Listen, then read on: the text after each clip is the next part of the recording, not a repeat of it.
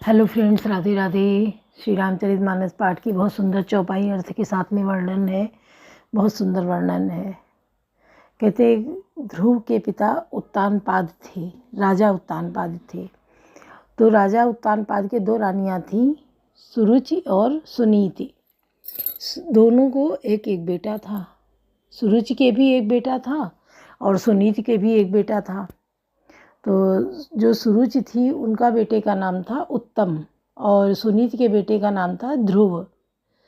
तो सुरुचि बहुत सुंदर थी। राजा सुरुचि और उनके बेटे से ज़्यादा प्यार करते थे, क्योंकि सुरुचि से करते थे तो उनके बेटे से भी ज़्यादा प्यार करते थे, और सुनीति को नहीं करते थे। इनका बेटा ध्रुव था। एक बार राजा सिंहासन पर बैठे थे तो उनकी गोद में उत्तम बैठा था, उनका बेटा। तो ध्रुव भी जाने लगा, सीढ़ियाँ चढ़ने लगा सिंहासन की तरफ बढ़ने के लिए। तो सुनीति देख रही थी, उसने तुरंत रोका, कहाँ जा रहे हो? तुम्हारे लिए तो बोला पिता की गोद में बैठने। तो कहने लगी, पिता की गोद में कि सिंहासन पे? तुम्हारी नज़र सिंहासन पे है क्या? तो उसने बोला, नहीं, मैं पिता की गोद में बैठने जा रहा हूँ। तो उन्होंने उसको वापस बुला लिया, क्योंकि उनको पता था पिता नहीं बिठाएंगे, उत्तम के आगे ध्रुव को नहीं बिठाएंगे गोद में, जबकि बेटे दोनों थे। उन्होंने उसे बुलाया और कहा कि सिंहासन पर बैठने के लिए उसके योग्य बनना पड़ता है, तब सिंहासन पर बैठा जाता है, ऐसे हर कोई नहीं बैठ जाता है। तो वो आया अपनी माँ की गोद में, छुप के रोने लगा, मुँह छुपा लिया और रोने लगा कि मैं क्यों नहीं बैठ सकता। तो सुरुचि जानती थी कि नहीं बिठाएंगे, सुरुचि को ज़्यादा मानते हैं। सुनीति समझ रही थी कि ध्रुव को नहीं बिठाएंगे। तो ध्रुव कहने लगा कि मैं योग्य कैसे बनूंगा, इसके लिए मुझे बताओ। तो वो उसकी बात को ऐसे ही कह दी। तो वो निकल गया, कहने लगे कि उसके लिए योग्य बनना पड़ता है, अपना स्थान एक अडिग बनाना पड़ता है। तुम्हारा नाम ध्रुव है, ध्रुव का मतलब एक जगह अटल रहना, अडिग रहना।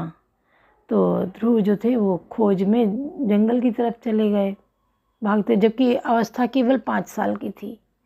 मात्र 5 साल की अवस्था में ध्रुव ने ज्ञान हासिल किया। तो वहाँ गए, वहाँ उनको ऋषि लोग मिले, उनसे यही बात की कि मैं कैसे योग्य बनूंगा, मुझे नारायण कैसे प्राप्त होंगे। तो उन ऋषियों ने बताया कि तुम भगवान विष्णु का ध्यान करो। विष्णुदेवाय नमः, ओम श्री विष्णुदेवाय नमः, ओम श्री विष्णु देवाय नमः। तो ऐसे करके ध्रुव को बताया। तो ध्रुव ने क्या किया कि उस मंत्र का जप करने लगे। ध्रुव बराबर दिन हो गया, रात हो गया, खाना छोड़ दिया, पीना छोड़ दिया, धूप ताप सब सहते रहे और ये मंत्र का जप वो करते रहे। एक पैर पे खड़े हो गए। कठिन तपस्या, 5 साल की अवस्था के में बच्चे ने इतना कठिन तप कर लिया। तो भगवान विष्णु को आना पड़ा, दर्शन देना पड़ा और कहा, क्यों कि तुम इतना कठिन तप क्यों कर रहे हो इस अवस्था में? तुम्हें क्या चाहिए? तुम तो अभी बच्चे हो। तो उसने कहा, मुझे ऊंचा स्थान चाहिए। बताया, मेरे पिता मेरे भाई को अपनी गोद में बिठाते हैं, मुझे नहीं बिठाते हैं, मुझे ऊंचा स्थान चाहिए। तो विष्णु भगवान ने कहा, तुम्हें ऊंचा स्थान चाहिए तो तुम्हें और ऊंचा स्थान हम देंगे। जब अंत समय आएगा तो मैं तुम्हारे सामने आऊँगा और मैं तुम्हें ऊपर लेकर जाऊँगा। तो ध्रुव को भगवान ने ध्रुव तारे के रूप में आसमान में स्थापित कर दिया कि उसकी चमक बिल्कुल अलग होती है ध्रुव तारे की। हर कोई ध्रुव तारे को देखकर पहचान जाता है कि ये ध्रुव तारा है। और शादी ब्याह होते हैं, फेरे होते हैं, तो वो 4 बजे का समय ध्रुव तारे का होता है। हर कोई उस तारे को दिखाता, देखो ध्रुव तारा इस बात का गवाह है कि तुम दोनों शादी के ब्याह के गठबंधन में बंध गए हो। अब तुम्हारा साक्षी ये ध्रुव तारा है।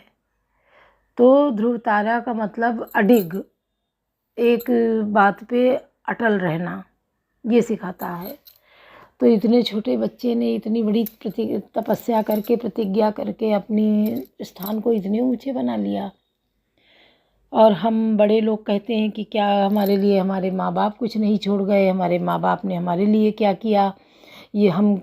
अरे तुम्हारे पास हाथ पैर मुंह नाक कान सब है, करोड़ों की संपत्ति लिए टहल रहे हो, चल रहे हो, और कहते हो हमारे लिए किसी ने कुछ नहीं किया।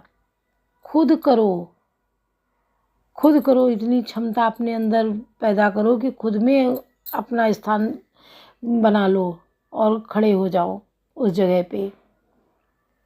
कहीं भी जो भी चीज़ है उसके लिए तुम अडिग हो जाओ कि हमें ये करना ही करना है। 24 घंटे होते हैं, 24 घंटे में कुछ घंटे सोने के हो जाते हैं, कुछ घंटे रात के हो जाते हैं, कुछ घंटे अपने लिए निकालो, जिसमें अपने लिए समय दो। उस समय को आप अपने उपयोग में लाओ कि वो तुम्हारी आगे की प्रोग्रेस में, आगे बढ़ने में सहायक हो। उसमें अपने समय को व्यतीत करो। बातें हैं, बातों का क्या, बातों में टाइम कट जाता है, लेकिन हमको जहाँ के तहाँ खड़े रह जाते हैं। और कुछ बातें ऐसी होती हैं जिनसे हम और पीछे खिसक जाते हैं आगे बढ़ने की बजाय। तो हमेशा ऐसे चलो कि आगे बढ़ो, खान पान अपना सही रखो, चाल चलन सही रखो, कभी किसी के कहने में गलत आचरण मत करो। बहकाने के लिए दुनिया बहुत पड़ी है। तुम्हारा भी अपना मन क्या कहता है, अपनी अंतरात्मा से पूछो, वो सही जवाब तुम्हें देगी कि क्या हमें करना चाहिए, क्या नहीं करना चाहिए। जो नहीं करना चाहिए उसके लिए बिल्कुल आगे मत बढ़ो। अगर कदम बढ़ते भी हैं तो अपनी चुटकी काट लो बहुत तेज़ से, ऐसे कि जैसे किसी दूसरे ने काटी हो। दिमाग होश आ जाएगा, खुद पीछे हट जाओगे गलत कार्य करने से। चोरी बेईमानी मक्कारी करके इंसान पैसा तो ले आता है, कमा लेता है, लेकिन उसको संजो नहीं पाता है और न सही जगह लगा पाता है उस पैसे को खर्च, क्योंकि उसने मेहनत नहीं की है कमाने में। जब मेहनत नहीं, किसी का धन उठा लाए हो तो उसकी आह जो निकलती है वो पता है 7 पीढ़ियों को डुबा देती है, गर्त में गिरा देती है। अगर किसी के साथ आपने भला किया, अच्छा किया है, उसका साथ दिया है, आगे बढ़ने में सहायक बने हो, तो तुम्हारे बच्चों के लिए ऊपर वाला सहायक बन जाता है, वो आगे बढ़ा देता है। तुम्हें किसी का मुंह नहीं देखना पड़ेगा आगे बढ़ने के लिए और बढ़ाने के लिए। बस संस्कार बच्चों में अच्छे दो, अपने अंदर अच्छे भाव लाओ कि जो बाहर की लड़ाई झगड़ा दर्द पीड़ा जो भी टेंशन है वो बाहर छोड़ के घर के अंदर आओ। घर एक मंदिर होता है, घर मंदिर में जाके कोई शोर शराबा नहीं किया जाता है, ना उल्टा सीधा खान पान होता है, सही सच्चाई होती है मंदिर के अंदर। तो घर को अगर मंदिर आप मान बैठोगे तो आप भी सच्चाई के साथ घर के अंदर आओगे, अपने लोगों के साथ सच्चाई से मिलो, कभी कोई टेंशन लड़ाई झगड़ा होगा ही नहीं। कम होगा, कम में सब्र हो जाएगी, बसेरा हो जाएगा। महलों में देखो कितना आह कराहने की आवाज़ें आती हैं, दर्द भरा है, क्योंकि वहाँ शांति नहीं है, वहाँ लड़ाई झगड़ा टेंशन ये सब है। तो हम लोगों को ये विचार रखना चाहिए कि हम लोग बहुत शांतिपूर्वक अपने घर में रहें। घर में किसी प्रकार की हाय तौबा नहीं मचानी चाहिए। अगर कम है तो उसके लिए प्रयास करो, आगे बढ़ो, कमाने की कोशिश करो। अब तो इतना कुछ रास्ते खुल गए हैं कमाने के लिए, गलत रास्ते बिल्कुल मत चलो, ये गर्त में डुबा देगा। आगे भी जब ये कलयुग का तो प्रचार ही यही है कि उल्टे सीधे काम होना, गलत रास्ते पे चलना, झूठ मक्कारी बेईमानी। पर हम जब समझदार हैं, हमें समझ है, तो हमें उन चीज़ों से अलग बच के रहना है। तो चोरी बेईमानी मक्कारी कलयुग का तो है, पर हम लोगों को नहीं करना है, हम लोगों को उससे दूर रहना है। और कलयुग में जब भगवान कल की अवतार लेंगे, इन्हीं चीज़ों का बढ़ावा होगा जिनको वो नष्ट करेंगे, मारेंगे, काटेंगे, एक तरफ से सबको निकाल फेंकेंगे। तो हमें अपने इन बातों का ज़रूर ध्यान दें, अपने घर परिवार पे, अपने बच्चों पे, अपने माता पिता पे, जितने बुज़ुर्ग हैं उनकी छत्र छाया में हम रहें। देखिए छोटे बच्चे होते हैं, दादी बाबा से कितना लगाव होता है, नानी नाना से कितना प्यार करते हैं वो, कि चिपके रहते हैं। और जब बड़े हो जाते हैं वही उनके दुश्मन बन जाते हैं। ये कैसे बन जाते हैं, भाव कैसे बदल जाता है। तो शुरू से एक अच्छा भाव जो आप बनाए हैं उसको बढ़ के आगे बढ़ के सोचिएगा कि अगर गलत आते हैं तो वो क्यों आए हैं, उनको आप अपने मन से हटाइएगा और उनसे जुड़ के चलिएगा। सुनिए। जग माही जो नहीं होए तात तुम पाही सूर समर करनी करें कई न जनावई आप विद्यमान रन पाए रे कायर कथई प्रताप कवन सुगाज कठिन जग माही जो नहीं होए तात तुम पाही। शूरवीर तो युद्ध में करनी शूरवीरता का कार्य करते हैं, कहकर अपने को नहीं जनाते, शत्रु को युद्ध में उपस्थित पाकर कायर ही अपने प्रताप की डींग मारा करते हैं। तुम तो कालू हाँक जनु लावा बार बार मोह लागे बुलावा सुनत लगन के वचन कटोरा पर सुधारी धरे कर घोरा। आप तो मानो काल को हाँक लगाकर बार बार उसे मेरे लिए बुलाते हैं। लक्ष्मण जी के कठोर वचन सुनते ही परशुराम जी ने अपने भयानक फरसे को सुधार कर हाथ में ले लिया। अब जनि दे दोष मोह जोगु कटुबादी बालक बद जोगु बाल बिलोग बहुत मैं बाचा अब मरनिहार बा साचा। और बोले अब लोग मुझे दोष न दें, या कड़वा बोलने वाला बालक मारे जाने की ही हो गया। इस बालक देखकर मैंने बहुत बचाया, पर अब यह सचमुच बनने के ही आ गया है। कौशिक कहा चमी अपराधु बाल दोष गुण नहीं न साधु खर कुठार मैं अकरम को ही आगे अपराधी गुरुद्रोही। विश्वामित्र जी ने कहा अपराध क्षमा कीजिए, बालकों के दोष और गुण को साधु लोग नहीं गिनते। परशुराम जी बोले तीखी धार का कुठार है, दया रहित मैं दया रहित और क्रोधी और या गुरुद्रोही है। अपराधी मेरे सामने उतर देत छोड़ो बिनु मारे केवल कौशुकशील तुम्हारे न तो यही काटी कुठार कठोरे गुरे होते हम थोरे। उत्तर दे रहा है इतने पर भी मैं इसे बिना मारे छोड़ रहा हूँ। सो हे विश्वामित्र केवल तुम्हारे सील प्रेम से, नहीं तो इसे इस कठोर कुठार से काट कर थोड़े ही परिश्रम से गुरु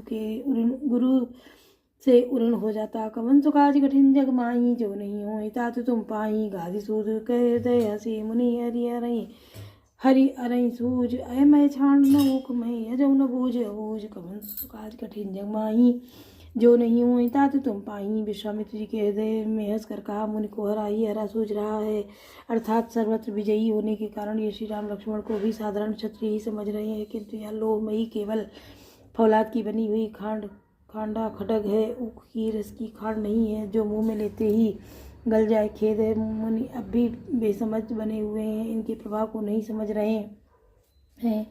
कहे उलखन मुनिशील तुम्हारा को नहीं जान विदित संसारा माता पिता ऋण भय नी के गुरु ऋण रहा सोच बड़ जी के। लक्ष्मण जी ने कहा हे मुनि आपके सील को कौन नहीं जानता, वह संसार भर में प्रसिद्ध है। आप माता पिता से तो अच्छी तरह ऋण हो ही गए हैं, अब गुरु का ऋण बाकी ही, जिसमें जी में बड़ा सोच लगा है। सो जनो हमारे माथे काढ़ा दिन चल गए ब्याज बड़वाड़ा अब आनी व्यवहारिया बोली तुरंत देव मैं थैली कोली। वह मानो हमारे ही मत्थे काढ़ा था, बहुत ही दिन बीत गए हैं, इस ब्याज की बहुत बढ़ गया होगा। अब किसी हिसाब करने वाले को बुला लाइए तो मैं तुरंत थैली खोल कर दे दूँ। सुन कटु वचन कुठार सुधारा हाय हाय सब सभा पुकारा प्रभु बर परसु दिखाओ मोही विप्र विचारी बचाऊँ नपद्रोही। लक्ष्मण जी के कड़वे वचन सुनकर परशुराम जी ने कुठार संभाला, सारी सभा हाय हाय कहकर करके पुकार उठी। लक्ष्मण जी ने कहा हे भृगुश्रेष्ठ आप मुझे फरसा दिखा रहे हैं, पर हे राजाओं के शत्रु मैं ब्राह्मण समझकर बचा रहा हूँ, तरस दे रहा हूँ। मिले न कबहूँ सुबट न गाड़े द्विज देवता धरई के बाड़े अनुचित कई सब लोग पुकारे रघुपति सह नहीं लखनऊ निवारे। आपको कभी रणधीर बलवान वीर नहीं मिले, हे ब्राह्मण देवता आप घर ही में बड़े हैं, यह सुनकर अनुचित है कहकर सब लोग पुकार उठे। तब श्री रघुनाथ जी ने इशारे से लक्ष्मण जी को रोक दिया। कवन सुकाज कठिन जग माही जो नहीं होई तात तुम पाही। लखन उतर आहुति सरिस रघुबर को प्रसान बढ़त देखी जल संबचन बोले रघुकुल भानु कवन सुकाज कठिन जग माही जो नहीं होई तात तुम पाही। लक्ष्मण जी के उत्तर से जो आहुति के समान थे, परशुराम जी के क्रोध रूपी अग्नि को बढ़ते देखकर रघुकुल के सूर्य श्री रामचंद्र जी जल के समान शांत करने वाले वचन बोले। नाथ करो बालक पर छो सोध दूध मुख करिए न को जाओ पै प्रभु प्रभाव कछु जाना तव के बराबर या करत अयाना। हे नाथ बालक पर कृपा कीजिए, इस सीधे और दुर्मुहे बच्चे पर क्रोध न कीजिए। यदि यह प्रभु का आपका कुछ भी प्रभाव जानता तो यह बालक बेसमझ आपकी बराबरी करता। जौ लड़िका कश रचगर करही गुरु पित मातु मोद मन भरही करी कृपा शिशु सेवक जानी तुम समशील धीर मुनि ज्ञानी। बालक यदि कुछ चपलता भी करते हैं तो गुरु पिता माता मन में आनंद से भर जाते हैं। तो इसे छोटा बच्चा और सेवक जानकर कृपा कीजिए। आप तो समदर्शी, सुशील और धीर और ज्ञानी मुनि हैं। राम बचन सुनि कछुक जुड़ाने, कई कछु लखन बहुरी मुस्कानी, हसत देखि नखशिख रिस व्यापी, राम तोर भ्राता बड़ पापी। श्री रामचंद्र जी के वचन सुनकर वे कुछ ठंडे पड़े। इतने में लक्ष्मण जी कुछ कहकर फिर मुस्करा दिए।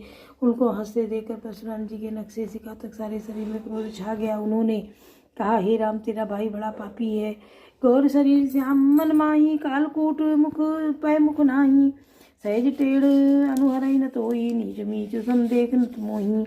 वह यह शरीर से गोरा पर हृदय का बड़ा काला है। यह विस्मुख है, दुधमुहा नहीं, स्वभाव से ही टेढ़ा है, तेरा अनुसरण नहीं करता, तेरे जैसा शीलवान नहीं है। यह नीच मुझे काल के समान नहीं देखता। कवन सुकाज कठिन जग माई, जो नहीं हुई तात तुम पाई, लखन कहो हसी सुनऊ मुनि, क्रोध पाप कर मूल, जय बस जन अनुचित करई, चिरई विश्व प्रतिकूल। कवन सुकाज कठिन जग माही, जो नहीं हुई तात तुम पाई। लक्ष्मण जी ने हंसकर कहा, हे मुनि सुनिए, क्रोध पाप का मूल है, जिसके वश में होकर मनुष्य अनुचित कर्म कर बैठते हैं और विश्व भर के प्रतिकूल चलते सबका अहित करते हैं। बोलो सियावर रामचंद्र की जय। पवन सुत हनुमान की जय। लाडले लखन लाल की जय।